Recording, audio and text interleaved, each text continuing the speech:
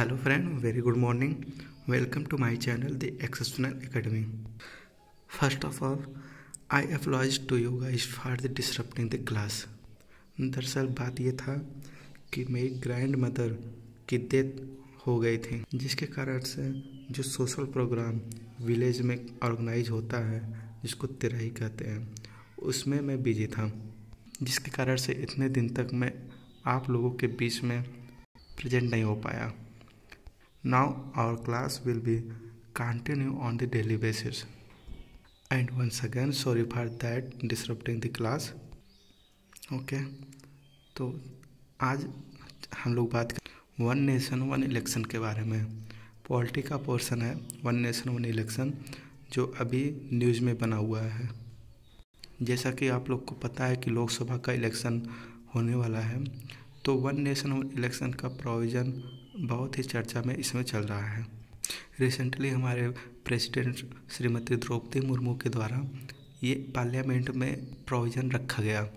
तो इस पर अब यूनियन गवर्नमेंट क्या करने वाली है कि इस पर एक अमेंडमेंट करके एक नया लॉ बनाने वाला है वन नेशन वन इलेक्शन के बारे में. तो वन नेशन वन इलेक्शन होता क्या है, ये कितना सही है कितना नहीं सही है, इसके आने पर क्या होगा, इसकी प्रोज क्या है, कॉन्स क्या है, बैकग्राउंड स्टोरी क्या है, सब इसके बारे में हम लोग यहाँ पर चर्चा करेंगे. तो आप लोग बने रहिए और चलते हैं अपने टॉपिक की तरफ.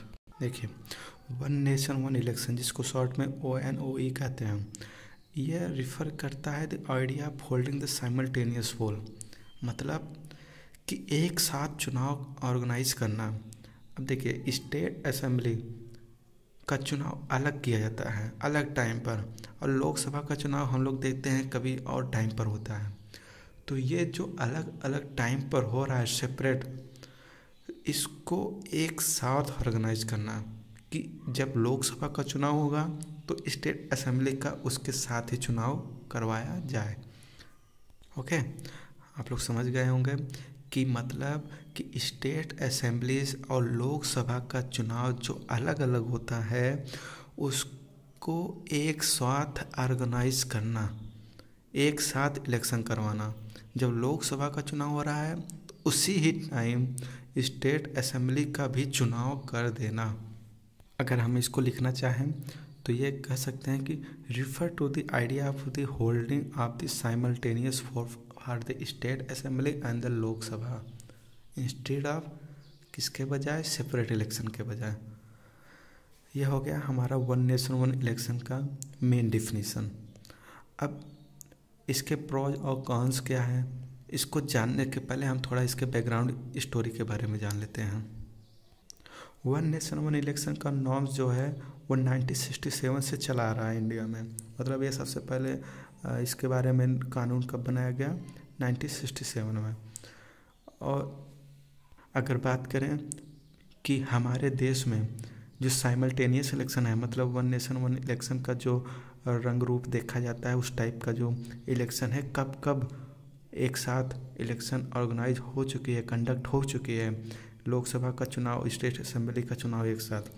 तो 1952, 1957, 1962 और 1967 का समय ऐसा था कि जहाँ देखा गया एक साथ चुनाव, साइमल्टेनियस इलेक्शन. देखिए, simultaneous election conducted in 1952, 1957, 1962 and 1967. इसको थोड़ा याद रखे रहिएगा, कभी कभी ये पूछ लिया जाता है कि हमारे देश में कब कब साइमल्टेनियस इलेक्शन देखा गया. और अभी के लिए और भी ज़्यादा इम्पोर्टेंट है, क्योंकि ये इस टाइम ये वन नेशन वन इलेक्शन का प्रोविज़न बहुत ही ज़्यादा चर्चा में है. अब जब इतने टाइम तक हमारे देश में वन नेशन वन इलेक्शन मतलब कि एक साथ चुनाव हुआ, तो अब क्यों ऐसा देखा जाता है कि लोकसभा का चुनाव अलग हो जाता है, राज्यसभा का चुनाव स्टेट असेंबली का चुनाव अलग देखा जाता है. तो बीच में ऐसे भी दौर आए कि जहाँ पर लेजिस्लेटिव असेंबली जो हमारी है उसको डिसॉल्व होते हुए भी देखा गया. मतलब कि हमारी जो लेजिस्लेटिव असेंबली है वो डिसॉल्व हो गई थी. कब कब हुई थी, 1968 का दौर ले लीजिए, उस टाइम हमारी जो लेजिस्लेटिव असेंबली वो डिसॉल्व हुई थी. 1969 का ले लीजिए, 1970 में हमारी लोकसभा भी डिसॉल्व हो गई थी। तो ऐसे ऐसे इवेंट बीच में होते रहे और जिसके कारण से ये जो साइमल्टेनियस इलेक्शन जो हमारी प्रोविज़न था वो फेल हो गया, वो ज़्यादा टाइम तक नहीं चली। ठीक, तो इसी को नए तरीके से इम्प्लीमेंट करने का जो है विचार किया जा रहा है और जिसमें सरकार जल्द ही एक नया अमेंडमेंट भी लाने वाली है। ओके, देखिए, dissolution of the legislative assembly 1969 और जिसके कारण से क्या देखा गया कि simultaneous election cycle got disrupted. ठीक, यहाँ पर थोड़ा और लिख लेते हैं कि 1970 में क्या हुआ था कि हमारी जो लोकसभा है वो भी डिसॉल्व हो गई थी। लोकसभा डिसॉल्व, ठीक, जिसके कारण से ये जो चैन है, साइकिल है हमारा किसका, साइमल्टेनियस इलेक्शन का, वो डिसरप्ट हुआ था। अब आते हैं हम अपने प्रोज और कॉन्स पर कि वन नेशन वन इलेक्शन का प्रोज क्या होगा अगर आया, तो कॉन्स क्या हो सकते हैं। देखिए, वन नेशन वन इलेक्शन आने से फ़ायदे क्या क्या हैं कि हम लोग जो फाइनेंशियल बर्डन है उसमें हम लोग कमी देख सकते हैं। ठीक, उसके अलावा कि जो हमारी गवर्नमेंट है वो ज़्यादा फोकस करेगी गवर्नेंस पर बजाय किसके, इलेक्शन होल्डिंग पर, कि बार बार चुनाव होते रहेंगे, गवर्नमेंट उसी में बिजी रहेगी कि हम अपने पार्टी को जिताएंगे, काम पर ध्यान ही नहीं रहेगा। तो वन नेशन वन इलेक्शन आ जाएगा तो एक साथ एक चुनाव ख़त्म, अब 5 साल तक कोई चुनाव नहीं, गवर्नमेंट बार बार अपनी होल्डिंग करने नहीं जाएगी काम छोड़ करके। तो इससे क्या होगा कि जो गवर्नेंस सिस्टम है उस पर ज़्यादा फोकस किया जाएगा, किसके बजाय, इलेक्शन होल्डिंग के बजाय। एडमिनिस्ट्रेटिव एफिशिएंसी हो जाएगा, मतलब बार बार सरकार बदलेगी तो बार बार अपने तरीके से नए कानून लाने की ज़रूरत नहीं पड़ेगी, जिससे क्या होगा कि एडमिनिस्ट्रेटिव सिस्टम जो है वो डिसरप्ट हो जाता है। और क्या हो सकता है, इम्प्रूवमेंट इन इंटरनल सिक्योरिटी को बढ़ावा मिल सकता है, ब्लैक मनी को कम किया जा सकता है, चुनाव ज़्यादा होंगे तो ज़्यादा ब्लैक मनी आएगा, एक साथ चुनाव हो गया, ब्लैक मनी जो बार बार आती थी उसमें कमी हो जाएगी। फ्रीबीज का चक्कर वो कम हो सकता है। फ्रीबीज के बारे में हमने पिछले लेक्चर में बात किया था अच्छे से कि फ्रीबीज क्या होता है। तो फ्रीबीज, अब बार बार इलेक्शन होगा तो जो पार्टी है वो सिटीजन को लालच देना शुरू करती है, तो ये सब चीज़ें बार बार नहीं देखा जाएगा। वोटरों की संख्या में इंक्रीजमेंट होगा। इंक्रीमेंट होने का मतलब कि उनकी संख्या में अधिकता देखी जाएगी। ठीक, अगर हम इसको लिखें तो कैसे लिख सकते हैं, नोट्स के रूप में। ठीक, फ्रॉज क्या हो सकते हैं, reduce financial burden, focus on governance instead of being the election hold, improvement in the internal security, fourth reduce use of black money, और नेक्स्ट क्या होगा कि पॉपुलर मेजर जैसे फ्रीबीज हो गया, and next increase on voter turnout. ठीक, ये हमारे क्या हो गए, प्रोज हो गया। आते हैं इसके कॉन्स पर। वन नेशन वन इलेक्शन का सबसे बड़ा कॉन्स क्या है कि सबसे बड़ा कॉन्स इसमें से है कि फेडरल पावर जो है वो हमारी टर्मिनेट होते हुए दिखेगी, मतलब कि अंडरमाइनिंग द फेडरल पावर।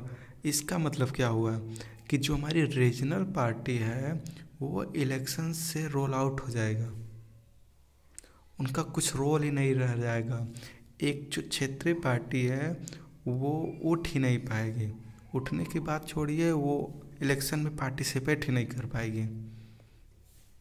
क्यों? क्योंकि जब लोकसभा का चुनाव और स्टेट असेंबली का चुनाव एक साथ होगा तो जो लोकसभा में वही पार्टी पार्टिसिपेट कर सकती है जिनका रोल पूरे कंट्री में मैक्सिमम होता है, कई स्टेटों में उनका पार्टिसिपेट होता है।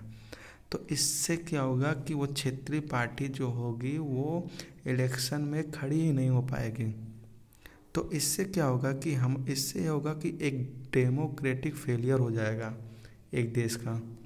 यह वन नेशन इलेक्शन का सबसे बड़ा कॉन्स है। ठीक, मतलब importance of the regional party terminated. इसके अलावा क्या कॉन्स हो सकते हैं? Threat to internal security. अब थ्रेट टू इंटरनल सिक्योरिटी का मतलब हुआ कि जब साइमल्टेनियस इलेक्शन हम लोग कराएंगे तो उसके लिए क्या होगा कि need to heavy security, large number of security की ज़रूरत पड़ेगी जो कि अवेलेबल नहीं कराया जा सकता। तो इससे क्या होगा कि थ्रेट पैदा होगा। थ्रेट क्या होगा? थ्रेट, कहीं पर दंगे देखे जाएंगे, कहीं पर मार झगड़े होंगे, तो ये एक प्रकार का थ्रेट हो गया इंटरनल सिक्योरिटी को लेकर के। इसके अलावा कि democratic will be modified, democratic का रूप रंग रेखा ही बदल जाएगा जब रीजनल पार्टी का रोल ही नहीं रह जाएगी तो। ठीक, ये हमारे क्या हो गए? कॉन्स हो गए। और वैसे भी वन नेशन इलेक्शन के लिए सबसे बड़ी कॉन्स यही है कि हमारी जो रीजनल पार्टी है वो पार्टिसिपेट नहीं कर पाएंगी, जो कि एक डेमोक्रेटिक का सबसे बड़ा फेलियर है। अब देखिए, वन नेशन वन इलेक्शन का एक सबसे इम्पॉर्टेंट बात यह है कि जो हमारी पंचायत का चुनाव होती है और म्यूनसिपैलिटीज़ की चुनाव जो होती है, इलेक्शन होती है, ये एक्सक्लूड रखा गया है किससे? वन नेशन वन इलेक्शन से। पंचायत और म्यूनसिपैलिटी, याद रखे रहिएगा, इसमें शामिल नहीं है। वो जैसे होते थे वैसे ही होंगे।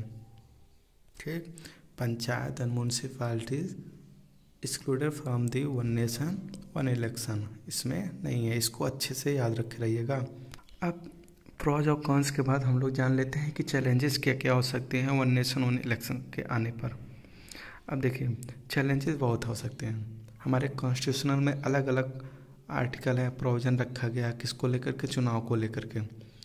कोई राष्ट्रपति का चुनाव लेकर के, स्टेट लेजिस्लेटिव असेंबली का चुनाव, जिसका मेंशन किया गया है किसमें? हमारे कॉन्स्टिट्यूशन में। तो उसको लेकर के एक चैलेंजेस हो सकता है। लॉजिस्टिक चैलेंजेस भी हो सकते हैं। तो जान लेते हैं कि वन नेशन वन इलेक्शन की मेजर चैलेंजेस क्या क्या हैं। अब देखिए, वन नेशन वन इलेक्शन जो साइमल्टेनियस इलेक्शन है, अब इसके लिए रिक्वायर क्या होगा कि एक अमेंडमेंट लाना पड़ेगा। कहाँ पर? कॉन्स्टिट्यूशन में। और वो अमेंडमेंट लाना पड़ेगा तो कहाँ कहाँ उसको संशोधन कहाँ कहाँ पर किया जाएगा। अब देखिए, जैसे हमारी आर्टिकल 83 है, किससे रिलेटेड है? ये हाउस ऑफ पार्लियामेंट से रिलेटेड है, मतलब duration of the house of parliament, किस समय क्या क्या होगा। आर्टिकल 85 हो गया, ये किससे रिलेटेड है? ये रिलेटेड है dissolution of the Lok Sabha by the president. जब एक साथ चुनाव होगा तो जो हमारी डिसोल्यूशन है, राष्ट्रपति के पास जो पावर है डिसॉल्व करने का लोकसभा का, उसका भी टाइम में चेंजेस किया जाएगा। 172 जो हमारी है duration of the state legislature, उसमें बदलाव किया जाएगा। आर्टिकल 174 जो हमारी है किससे रिलेटेड है?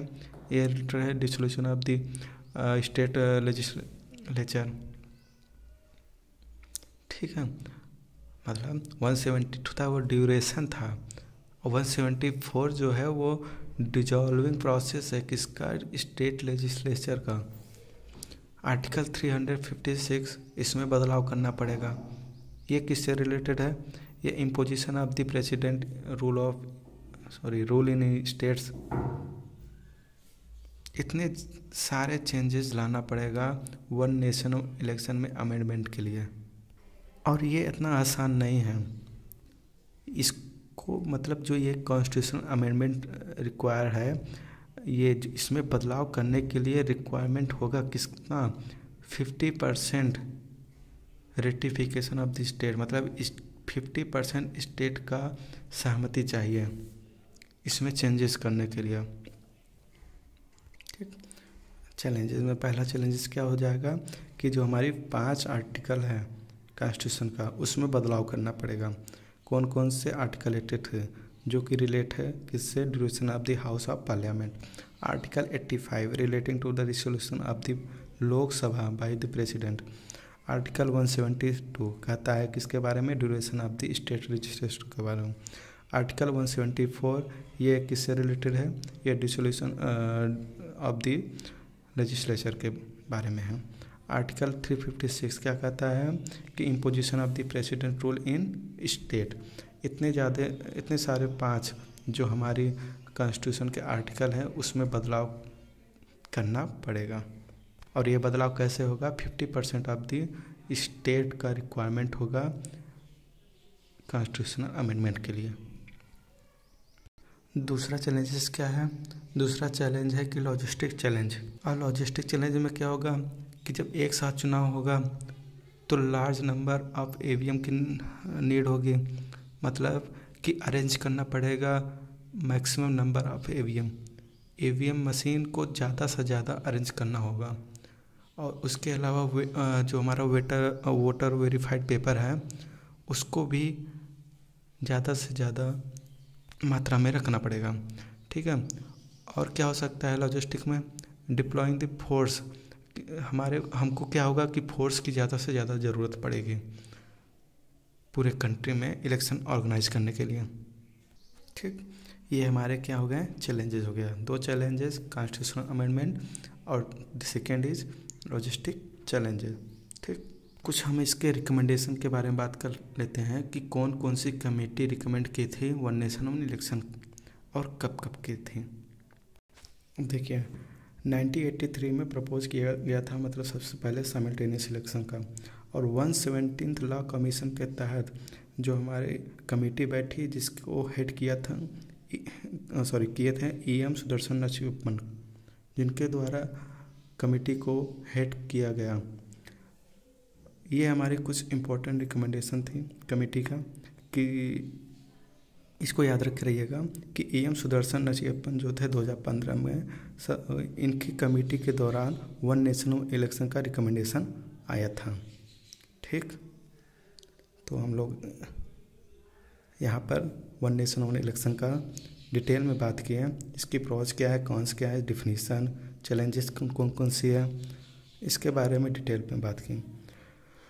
तो आज यहीं पर इसको रोकते हैं। नेक्स्ट टॉपिक पर हम लोग कल चर्चा करेंगे। आज के लिए बस इतना ही। Good bye and take care.